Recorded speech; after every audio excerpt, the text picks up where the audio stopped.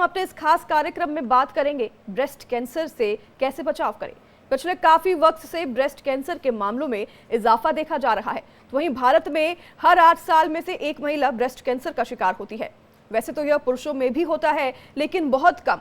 वहीं breast cancer जागरूकता माह ब्रेस्ट कैंसर के प्रति जागरूकता के लिए एक वैश्विक स्वास्थ्य देखभाल कार्यक्रम है, जिसे पिछले 37 सालों से हर साल पूरे अक्टूबर महीने में मनाया जाता है।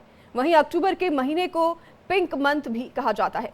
हमारे साथ खास मेहमान भी जुड़ेंगे और आप भी हमारे एक्सपर्ट से सवाल पूछ सकते हैं। हमारा कॉन्टैक्ट नंबर लगातार स्क्रीन पर चल रहा है, जिसे देखकर आप कॉन्टैक्ट हमें कर सकते हैं। अगर आपके भी कोई सवाल हैं तो उस पर आप हमें सवाल कर सकते हैं। आपके सवालों का जवाब हम आपको ज़रूर देंगे।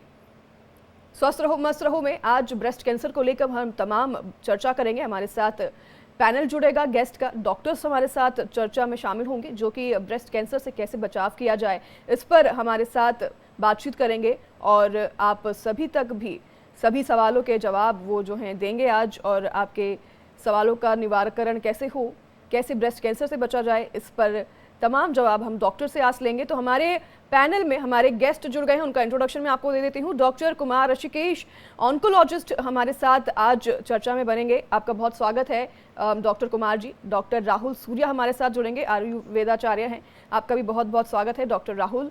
और आप से सबसे पहले सवाल, डॉक्टर कुमार ऑन्कोलॉजिस्ट हैं आप, आपके तरफ में सबसे पहला जो है सवाल उसका रुख करूंगी। ब्रेस्ट कैंसर, इसके बारे में जो है हमारे देश में लोगों को सबसे पहले तो कम जानकारी है। ब्रेस्ट कैंसर होता क्या है, कैसे होता है, क्यों होता है, कैसे इसका इलाज होता है। तो सबसे पहले तो कैसे ब्रेस्ट कैंसर होता है और उसकी पहचान कैसे करें कि अगर किसी महिला को ब्रेस्ट कैंसर है तो उसके बारे में महिला कैसे पहचान कर पाए कि मुझे ब्रेस्ट कैंसर है और फिर मुझे अब डॉक्टर के पास जाना चाहिए। नमस्कार, धन्यवाद मुझे इस प्रोग्राम में इनवाइट करने के लिए।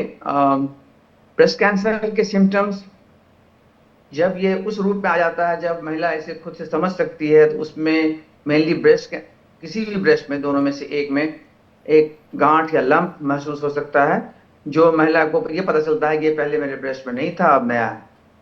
उससे भी जो ज़्यादा इम्पोर्टेंट है कि ब्रेस्ट के साइज में लेफ्ट और राइट किसी एक ब्रेस्ट में या कभी कभी दोनों ब्रेस्ट में डिफरेंस हो जाना, उसके दिखने में वो अलग दिख रहा है, उसके निपल के लेवल जो है वो अप और डाउन है किसी और एक के, या फिर स्किन में चेंजेस आ रहे हैं, उनके चमड़े जो है ब्रेस्ट के वहां पर कुछ रिसाव है या घाव जैसा बन रहा है, कोई उभार है।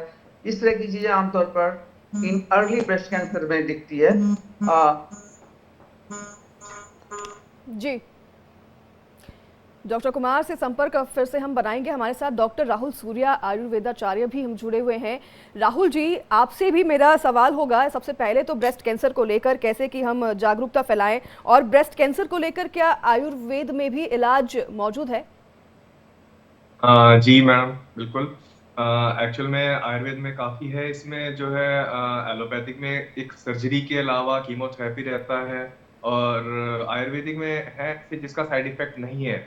ठीक है, अगर हम एलोपैथिक में कीमोथेरेपी करते हैं तो उसका बॉडी के ऊपर साइड इफेक्ट बहुत ज़्यादा रहता है, वेट का लॉस होना और बहुत सारी दिक्कतें आती हैं। आयुर्वेद में इसके जो है ट्रीटमेंट हैं जिसमें कि कोई साइड इफेक्ट तो जीरो ही है उनका, क्योंकि वो घर की जो खाने की चीजें हैं उन्हीं के नुस्खे हैं। सबसे मेन चीज तो यह है कि देखिए, इसको पूरी तरह से तो ट्रीट नहीं किया जा सकता है, लेकिन हाँ, इसको अगर हम पहले ही अपनी जीवन शैली में चेंज करें तो काफी हद तक बहुत सारे लोगों को बचाया जा सकता है। जैसे अगर एक सर्वे 2020 का देखें तो जिसमें 7,13,000 के लगभग इंडिया में लेडीज थी जो ब्रेस्ट कैंसर से पीड़ित थी, और अभी 5 साल में 2025 में देखें तो ये 8 लाख से ऊपर क्रॉस कर गया है जस्ट 5 सालों के अंदर। और बहुत छोटी चीजें हैं कि अगर सिर्फ 7 दिन में से 5 दिन भी लेडीज 30 मिनट वर्कआउट कर लें, क्योंकि सबसे बड़ी प्रॉब्लम लेडीज के साथ क्या रहती है, जब हम उन्हें कंसल्ट करते हैं और वर्कआउट के लिए बोलते हैं तो उनका बोलना ये होता है कि हमारा तो घर का ही काम इतना हो जाता है कि वर्कआउट ही चल रहा है पूरे दिन।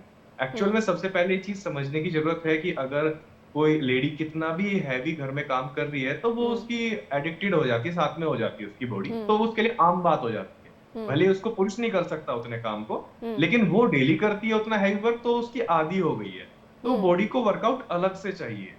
तो डॉक्टर राहुल, आप कह रहे हैं कि वर्कआउट अगर करती हैं महिलाएं तो वर्कआउट करने से जो है ब्रेस्ट कैंसर से बचा जा सकता है? हाँ, 30 मिनट फिजिकल वर्कआउट करना बहुत जरूरी है, जिसमें आप चाहे रस्सा कूदें, स्विमिंग कोई कर सकता है स्विमिंग करे, जॉगिंग कर सकता है जॉगिंग करे। घर में रहने वाली महिलाएं जो बाहर नहीं जा सकती हैं, वो हम्म। रस्सा घर में कूद सकती हैं, या हम्म। साइकिलिंग भी घर में कर सकती हैं। हम्म। आजकल सब चीजें अवेलेबल हैं।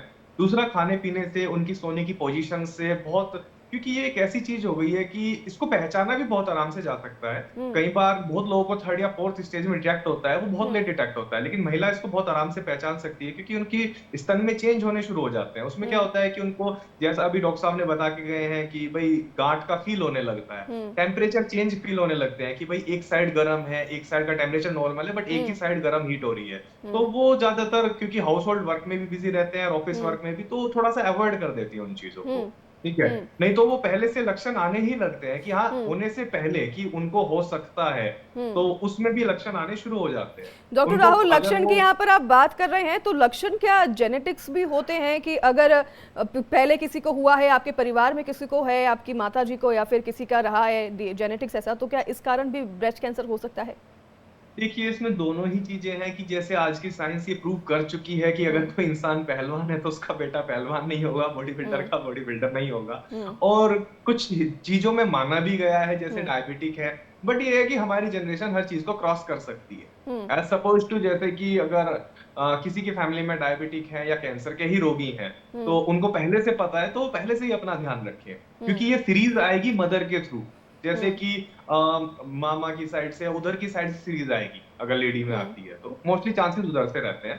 तो अगर है किसी को परिवार में रहा है, तो आप पहले से उस चीज का ध्यान रखें। अगर आप हम्म। वर्कआउट करते हैं, मेन चीज है कि स्वेटिंग, हम्म। आपको स्वेटिंग होनी चाहिए हाफ आवर। आप कैसे कर सकते हैं उसको करें, आप काम के हम्म। अलावा जो कंटिन्यूअस होती है उसको एक्सरसाइज में काउंट होगा। बाकी हम्म। सिम्टम्स है ही ऐसे कि आपके ब्रेस्ट में सूजन हो सकती है, क्योंकि ये थोड़ा सा भी इंजर्ड होने पे गांठ के चांसेस इसमें हो जाते हैं स्वैप में, क्योंकि हम्म। बहुत सॉफ्ट पोर्शन है। तो हम्म। इन चीजों का ध्यान रख के पहले से ही फीमेल को पता चल सकता है कि मुझे चांस है कि ब्रेस्ट हम्म। कैंसर हो सकता है, हम्म।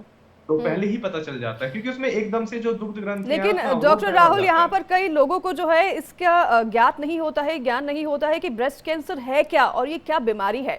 हमारे साथ कॉलर्स भी जुड़ते हैं इस प्रोग्राम में, तो हमारे साथ फिरोजाबाद से जुड़ गए हैं जोशी जी। उनका क्या सवाल है हम आप उनसे लेंगे और आप उनके जवाब को फिर सुनेंगे।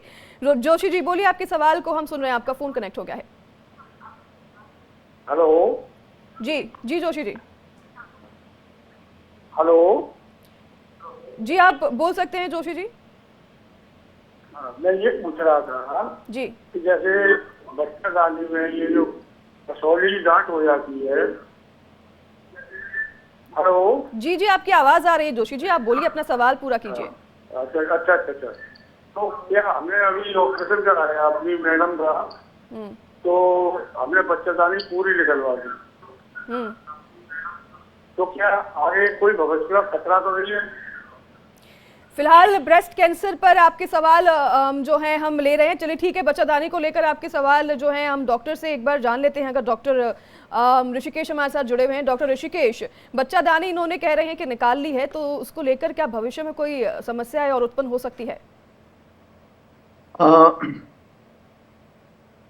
सॉरी, बच्चादानी का ब्रेस्ट कैंसर से ओवरऑल कोई रिलेशन नहीं है जी। बट अगर कोई ब्रेस्ट कैंसर का पेशेंट है जिसे कोई दवाई स्पेशली जो टैमोक्सिफेन चलती है, उससे एक रिलेशन होता है कि यूट्रस में लॉन्ग टर्म में एबनॉर्मल ग्रोथ हो सकते हैं। उसी कंडीशन में हम ब्रेस्ट अल्ट्रासाउंड से ब्रेस्ट इसको यूट्रस को देखने की कोशिश करते हैं और बराबर जांच करते रहते हैं, बट निकालना कोई जरूरत नहीं है। दूसरी बात है कि यूट्रस को निकालें या ना निकालें, इससे ब्रेस्ट कैंसर के रिलेशन बढ़ने या घटने पर कोई मतलब नहीं है।